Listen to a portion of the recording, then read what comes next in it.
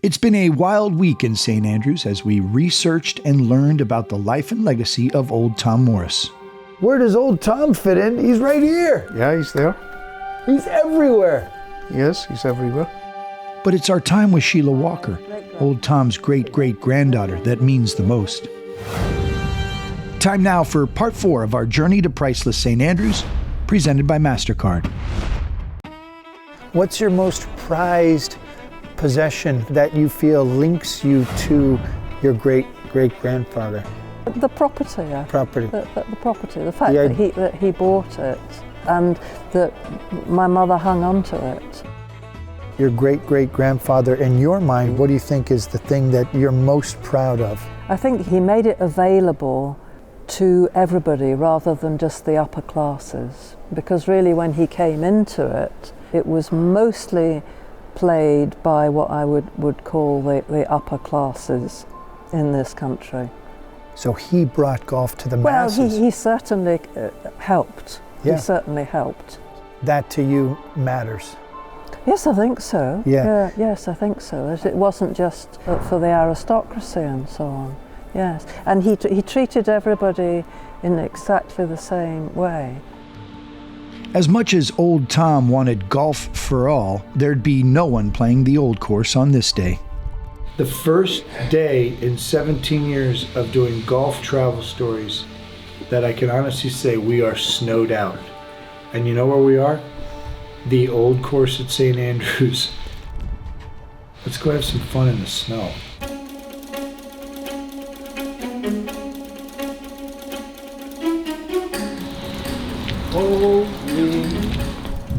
Gordon, you wake up this morning. What do you see? I see white, and then the other thing in my mind, I'm thinking the golf course is going to be closed, it's going to get a rest, so that's good. How often has something like this happened over the course of the last 10 years, say? If you go back a couple of years, we had a really bad winter, where we probably had about 2 or 3 weeks of snow or frost or hard ground, where places being closed, but very rare. From our point of view, it's quite good just to get this every so often, just to help protect the place a bit.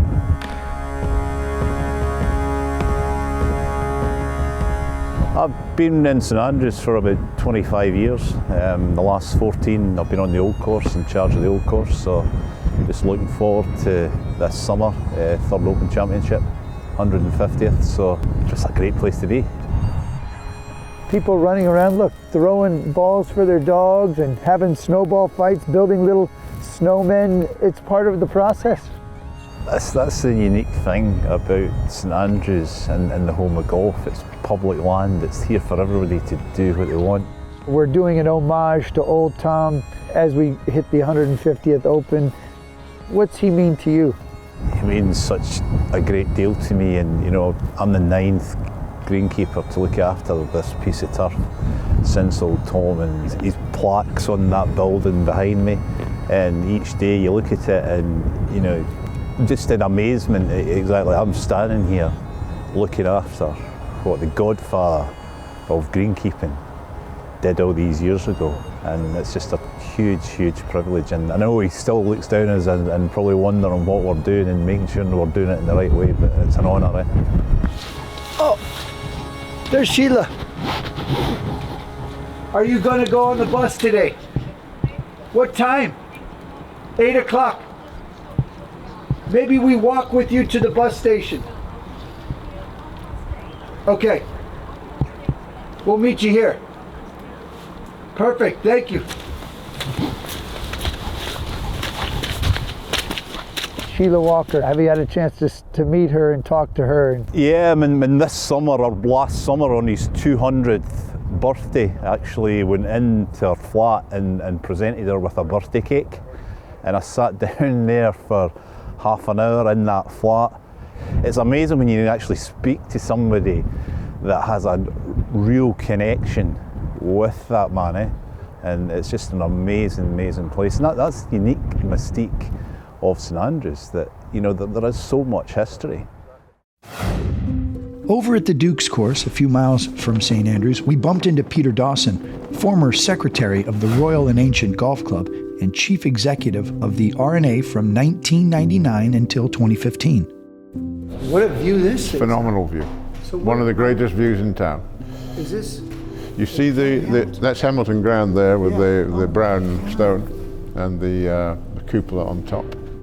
Sheila Walker, her investment into her own family lineage and her presence overlooking the 18th and knowing that she'll be there out that same window that old Tom used to watch people play the 105th. What a connection point that is. The continuity of that just is hard to imagine, isn't it? It's just hard to believe, really. And yeah, she's a great lady and carries Tom's tradition with her in a wonderful way. Tom is the centre of the history of golf, and as is St Andrews. And so much has been now written about him, films about him, all kinds of things. He's almost become a cult figure, really, hasn't he? And he began golf where it is today, and his contribution to St Andrews and the development of the old course is just legendary. 150th Open, what are your thoughts leading up to that? Well, what a history, you know. It's incredible to think that so much time has passed and the championship has just gone from strength to strength. It's extraordinary. I think there were, 8 or 9 players in the first one way back in 1860, and they'd be pretty amazed, wouldn't they, to see what's happened and what they began and what it's grown into. Without your great-great-grandfather, I'm not sure we would have the game that we have today. I think that's very true, yeah. He went over to Prestwick in 1851, and of course it was sort of, as they describe, in the air, the idea of setting up some kind of competition, and that was the Earl of Eglinton, you see, and Colonel James Ogilvie Fairley, and of course old Tom is invited over to work. So there were these 3 people, and there was this idea of trying to establish who the champion golfer was. And now, 161 years later, we left St Andrews and we made our way to Prestwick, to Peggott, where they once used old Tom's architecture to determine the original champion golfer of the year. So he came in 1851, his job was to lay out the links course, which he did, and he was here 14 years. And at kind of 1860, the first Open was here, and he was expected to win that because he designed the course, he was the club pro, he was the ball maker, he was the man. By the time they'd got to 1860, you see, they had established the model of how they were going to do this. There was no money at all to start with. So they played for the belt, you know. Yeah, oh yeah. They played for the belt. Moroccan leather. Moroccan leather. See, and old Tom didn't win it the first time. That was won by Willie Park. Yeah. And of course the problem is that young Tom comes along and wins the belt outright, you see. 3 times in a row. Yes. And retires it, basically. They stop. Yes. And they skip a year, right? Don't they skip a year because they don't even know what to give out? Well, yes. Yeah, they're in a fix. They're left scratching their heads. Yes. And here comes the claret jug. Yes, yeah. So that's when the claret jug, yeah. The idea that old and young both won 4. That's correct. That's amazing. Yeah, that's correct. If you don't get chills being in this room, I have bad news for you. You are flatlined. You're kaputski. You're done. You're dead. This is history. You don't go to Prestwick without properly paying your respects to old Tom, which is to say, you got to play.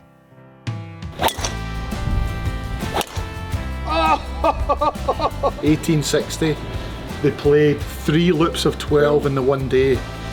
After one loop, they would go and have lunch in the Red Lion, they'd come back down again and finish the Open. It was all decided in one day. Don't cry, Colt! If it hadn't been for old Tom coming through here and being our first pro and, you know, laying out the course, you know, who knows what might have happened here. And now the 150th Open is coming.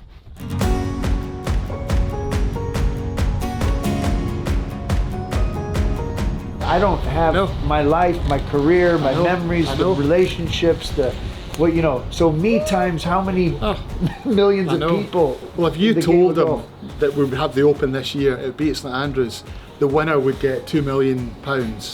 There would be 50,000 people watching you, Every day. he'd be like, don't be daft, son, you know? I mean, Yeah, wouldn't he? Really?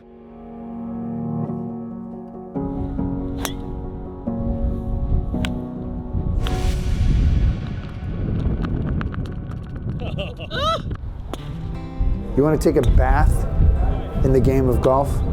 Stop by Prestwick. Check in with old Tom. He laid out the links, 12 of them. Oh, he does it!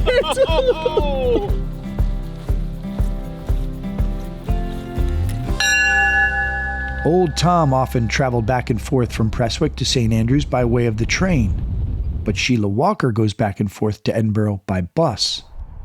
And on a snowy morning in St. Andrews, it was our honor to help her get to the station safely. Brought you some pastries for the bus ride. Oh my goodness, how kind. And then I always have a look in the shop window. Okay. See everything's all right.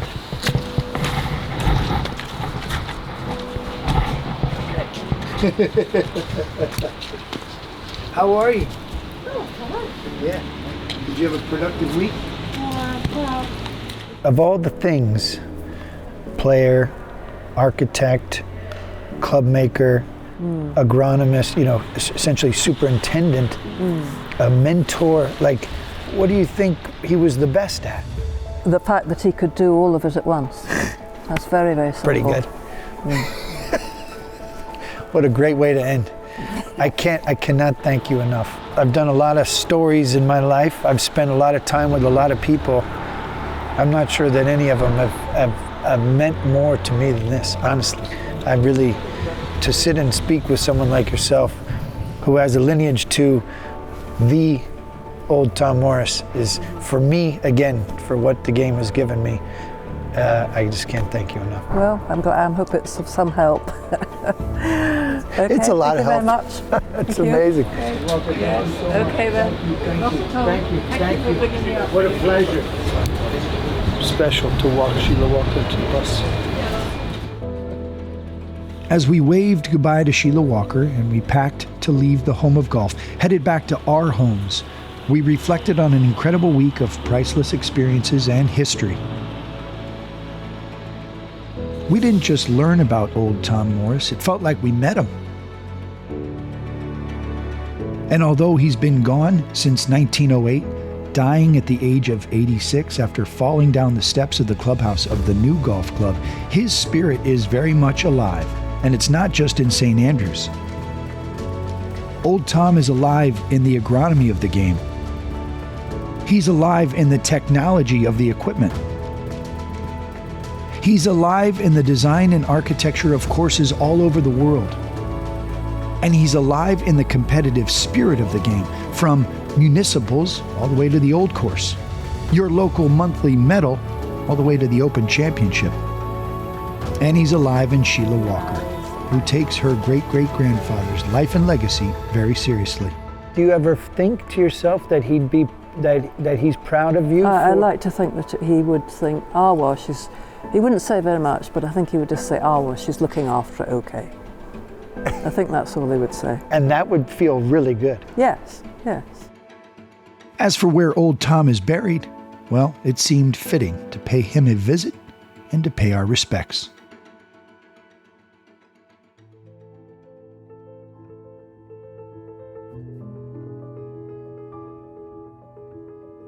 So a couple years ago, on a similar journey, we visited the cemetery in which we found old and young Tom Morris's burial sites.